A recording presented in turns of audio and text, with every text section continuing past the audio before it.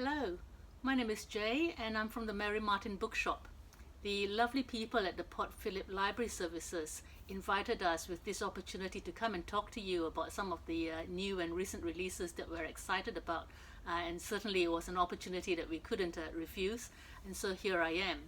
We've put together a stack of quite diverse books, hoping to have something for everyone. It's quite a stack to go through, so I'll just barrel through and see how we go.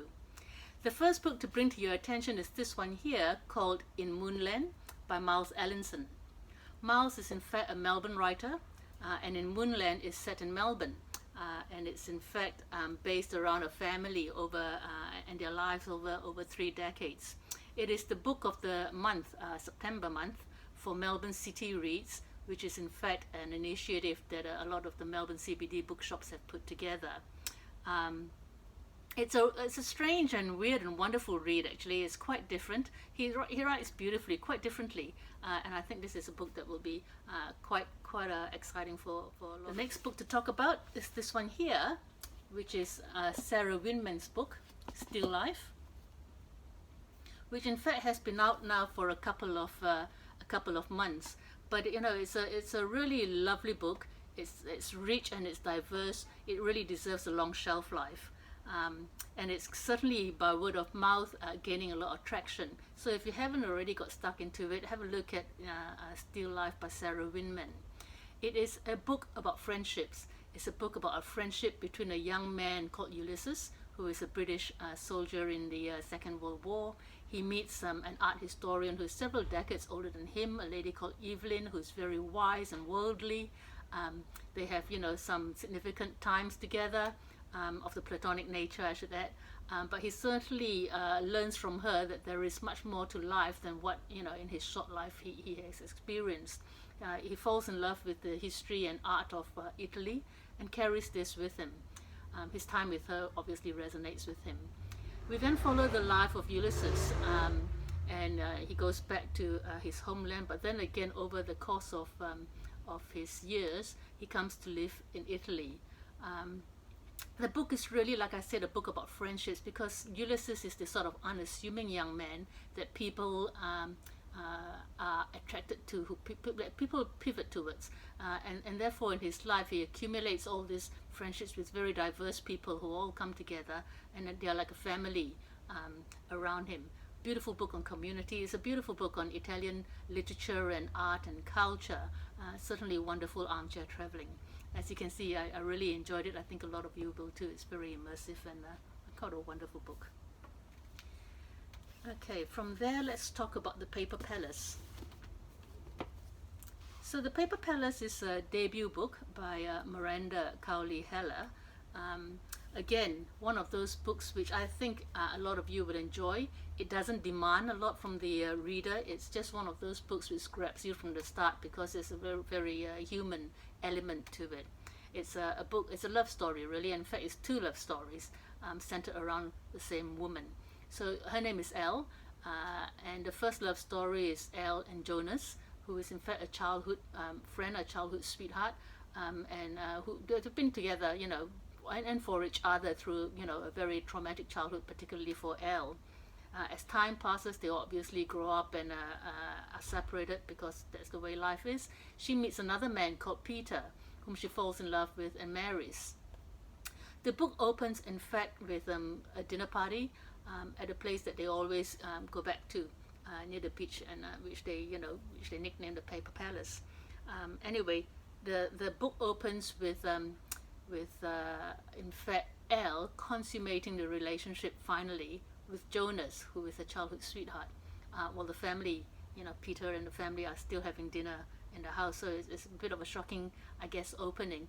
And in fact, the book then follows the aftermath of this and the 24 hours after this, and the event ricochets through the entire relationships. But it's not just about that. What the book is really built on is in fact the complex relationships that we all have with the people around us. And I realized very quickly that in fact there's a lot of history, not baggage so much as a lot of trust and relationships amongst all these people. It's a wonderful book because it's one of those that in fact everyone is good, So you don't know who to root for in the end, and you really get quite sucked into into their intimate lives. Fun book, one that a lot of you will enjoy, The Paper Palace. This one is quite different. Once There Were Wolves by Charlotte McConaughey.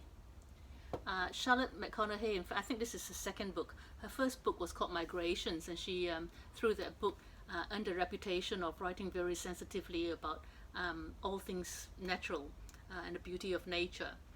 In Once There Were Wolves, it starts off with that sort of premise as well, and in fact it was why I picked the book up. It starts off with the premise that the forests of the Scottish Highlands are now devoid of wolves because they have been chased out or hunted down by the farmers who live adjacent to the forest. And a team of scientists have got a mission, in fact, to reintroduce the wolves into the Scottish Highlands.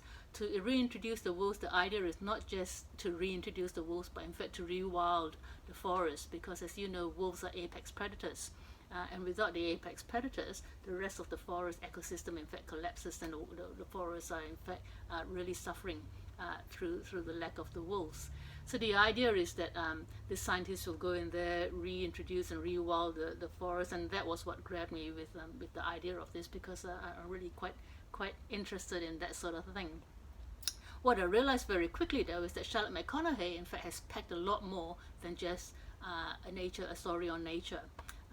There's a lot of wolves and wolf folklore and wolf biology, which is fascinating, but there's also the story of Inti, who is in fact the team leader of the team of scientists who goes out to reintroduce these wolves. Inti comes along with her own brutal history. There's a trigger warning, there's some domestic violence in it, so she in fact comes and you realize very quickly that she needs a lot of self-healing herself. The book then escalates and gallops on, and the second half of it really is quite unexpected. It becomes almost a psychological thriller. I won't do any spoilers for you, but be aware that when you pick up this book, which is great, the writing style is really quite fascinating. There is also the second half of it, in fact, is quite a tense and exciting book. A little bit deranged in parts, but it's wonderfully, deliciously deranged. It's something I really quite enjoyed. So Charlotte McConaughey's book, Once There Were Wolves. Okay, now I haven't read this one yet, but this is my next book and one I'm really looking forward to. It's called The Magician by Colm. And as all of you know, he's a masterful writer, and I suspect I'll really enjoy it. The Magician actually centers around the life of Thomas Mann, the writer, German writer in fact, and it's a book about his public life, which is in conflict in a way with his private life, and with his wife Katia and his several kids, is actually dogged with a lot of I guess suicides and sadness, and Thomas Mann has this vision for Germany, which in fact doesn't gel with the real Germany that he's living with in the First World War. It's I think a very it will be, or I'm expecting it to be, a really rich expose of Thomas Mann's life, and a reimagined life, and one that's been getting great word of mouth. Now the other books that I want to talk about, in fact, I've put them into two different genres. One will be non-fiction, which I want to talk about 3 books, and the other in fact is one that genre that I've only recently begun to really enjoy myself, which is short stories. I found that in fact short stories, particularly during this really quite distracting time of lockdown, it's actually quite hard to get your attention sometimes involved in a full novel. But I love my books, and I found a lot of comfort in fact with being able to pick a book up, dip into it for a short story, read it and get absorbed with it, and then dip out again. And dipping in and out this way, I found in fact that short stories is a genre that I've really quite enjoyed. The first one I want to talk to you about actually is Kevin Wilson's book, which is called Tunneling to the Center of the Earth. It's a very playful series of stories. Kevin Wilson likes to imagine or reimagine normal situations with abnormality. For example, he talks about spontaneous combustion, for example, like as though it's something that we all know and understand and accept really happens. But then by throwing this abnormal curveball into a normal situation, he exposes a lot of the very strange way, in fact, that we all live and relate to each other. Playful, fun, something that you gets you thinking actually, but in a very, very pleasant way. The other series of short stories that I want to bring your attention to is this one here. Kill Your Darlings puts out a book on short stories every year, and this year's collection of new Australian fiction is really quite wonderful. They're all masterful storytellers, and again, I really enjoyed reading them because, in fact, the diverse styles of all the writers is something quite thought-provoking in its own right. So anyone who enjoys language will enjoy the new fiction, new Australian fiction collection of stories. The final collection of stories I want to talk about is one that the Bookshop is personally very excited about. It's this one here called Viral Stories by Cameron Dusting. Cameron is in fact one of our own. The book's not available yet. It will be available for pre-order. And it will be available at the end. Viral Stories, in fact, has a few of the Bookshop's very favorite stories. We've used Cameron's stories in our adult story time, where we read aloud to adults, of an evening, and they've always been very well received. He's finally put them together in a short collection with a couple of unpublished stories. The key one being one called Viral, which is a play of words in terms of the fact that it is situated during the current times, during our COVID-19 virus times, but it's about three young men who are, searching for fame. They're at the cusp of their creative careers. They want to go viral. It's a very exciting book, full of energy. Exciting story, full of energy. A lot of sense of place again about Melbourne, because it's based in Melbourne. I think a lot of you will enjoy it thoroughly. So look out for this one, Viral Stories by Cameron Dusting, available for pre-order at the Bookshop now, or it will be available as a paperback at the end of the month. Right, the non-fiction books I want to talk about, you can't go past for a good read. This one, which is the story of Roger Federer. It's called The Master.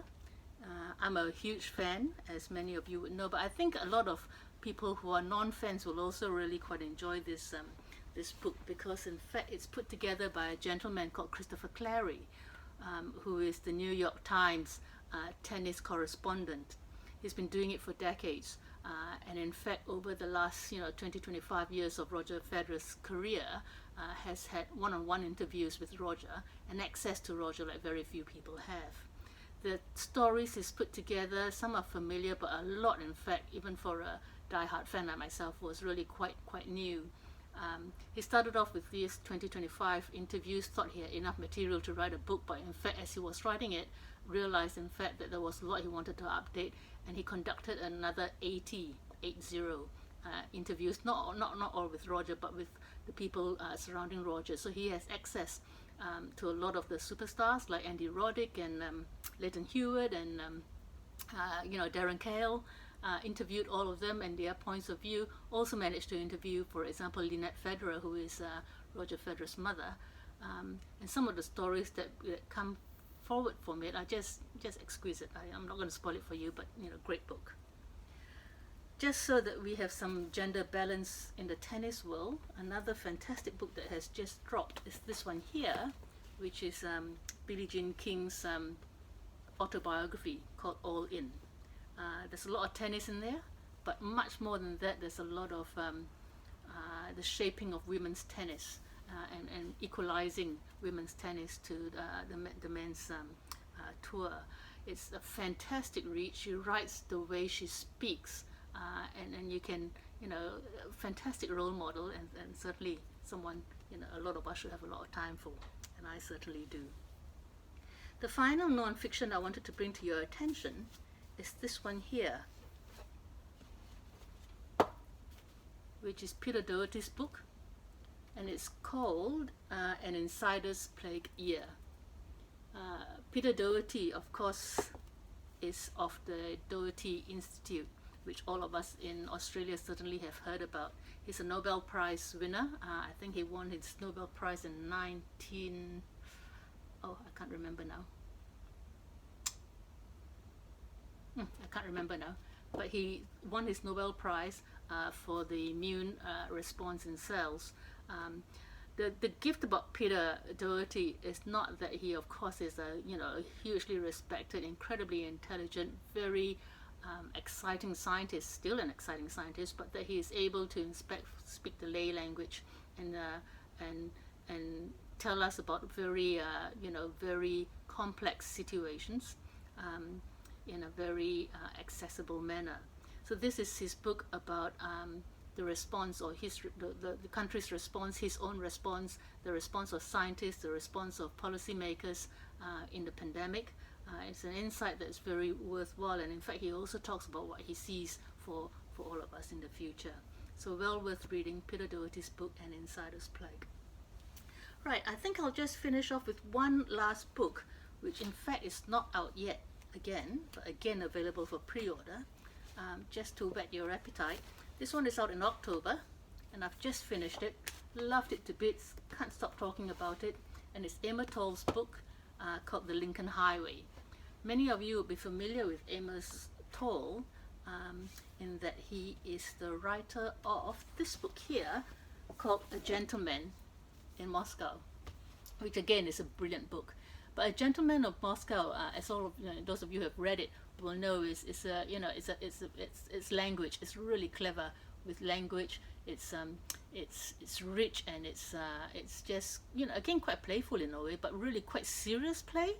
Now Lincoln Highway, on the other hand, is quite different. It's certainly playful.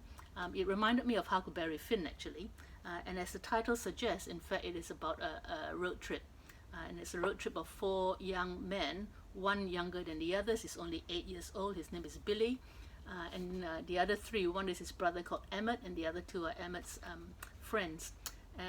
They go through life's adventures, and in fact when they start their road trip, they have already gone through quite significant life experiences.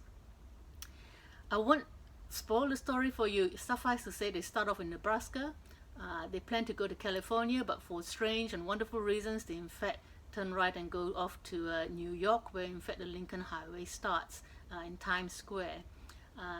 I really love this book because it starts off, and a part of me always holds back a little bit with books when I start, because I don't want anything to happen to the protagonist. And I was able to in fact relax into this book tremendously well, because despite all the fantastical adventures, something wonderful always happens. Laugh out loud moments. It's really, really lovely. Highly recommended. Look out for it. It will be available in October. Amor Towles' book, The Lincoln Highway. Okay, I think I'll stop there. We'll just good luck with everything. Get in touch with us if you need anything. Melbourne Mary Martin Bookshops is open. We've got a shop in Bay Street and one in Southgate. We're open for click and collect every day from 11 to 3. And our website is www.marymartinbooks.com.au. Cheers. Good luck. Bye-bye.